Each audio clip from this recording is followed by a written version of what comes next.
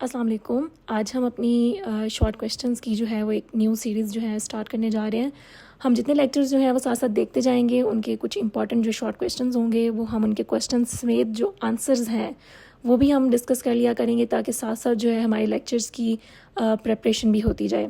तो आज का जो हमारा लेक्चर होगा वो related to short question number 1 है, जो हमने लेक्चर नंबर 1 से लिया है। ठीक है, तो लेक्चर नंबर 1 से हमारा जो फर्स्ट शॉर्ट क्वेश्चन बन रहा है that is differentiate between prokaryotes and eukaryotes. ठीक है, तो फर्स्ट ऑफ ऑल जो हम चेक करेंगे वो हम इनका फर्स्ट पॉइंट डेफिनेशन देखेंगे, इनका लिटरल मीनिंग क्या है।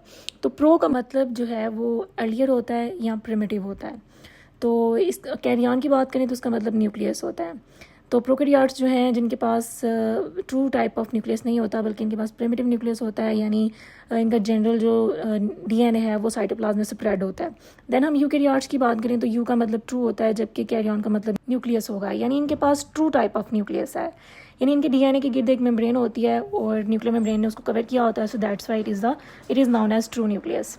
उसके बाद कहते हैं कि हम सेकंड पॉइंट को डिस्कस करें तो प्रोकैरियोट्स में मेम्ब्रेन बाउंडेड ऑर्गेनेल्स नहीं होती। ठीक है, तो अगर हम बात करें दैन यूकैरियोट्स की, तो यूकैरियोट्स के अंदर आपको मेम्ब्रेन बाउंडेड ऑर्गेनेल्स जो हैं वो नज़र आती हैं, वो देखने को मिलती हैं। ठीक है, थर्ड पॉइंट देखें तो उन्हीं मेम्ब्रेन बाउंडेड ऑर्गेनेल्स को जिक्र करें तो प्रोकैरियोट्स में mitochondria, lysosome, endoplasmic reticulum, chloroplast, ये सारी ऑर्गेनेल्स एब्सेंट हैं।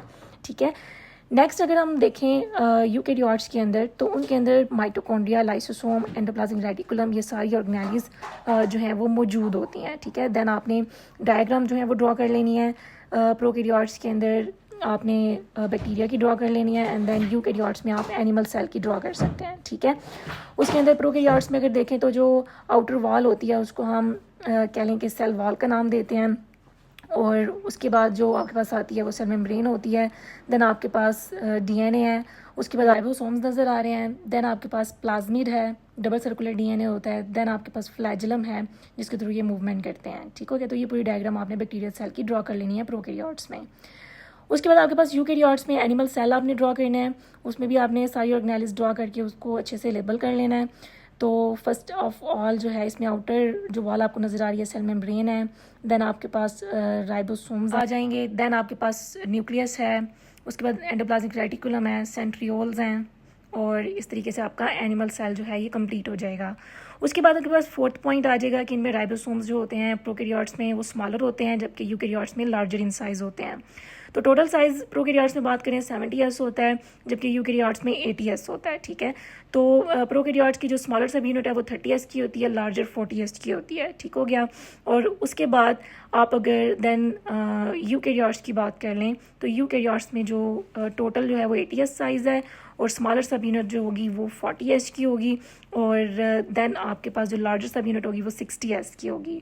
इस तरीके से नेक्स्ट हमारे पास फिफ्थ पॉइंट आ जाता है, जो प्रोकैरियोट्स की सेल वॉल है वो पेप्टिडोग्लाइकन से मिलकर बनी होती है, जबकि यूकैरियोट्स के अंदर अगर सेल वॉल हो यानी प्लांट सेल के अंदर आपके पास जो सेल वॉल होगी वो सेलुलोज से मिलकर बनी होगी।